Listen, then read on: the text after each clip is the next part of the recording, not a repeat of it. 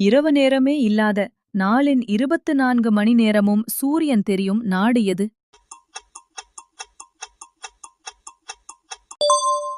சரியான பதில் B. Norway. உலகின் நுரையீரல் என்று அழைக்கப்படும் காடு எது?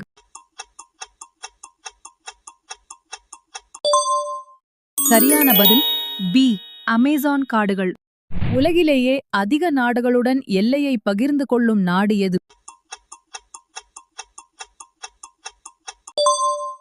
சரியான பதில் பி. சீனா. முக்கோண வடிவில் அமைந்திருக்கும் பெருங்கடல் எது?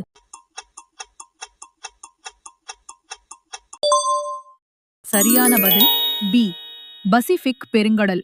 உலகிலேயே அதிக மக்களால் பேசப்படும் மொழி எது?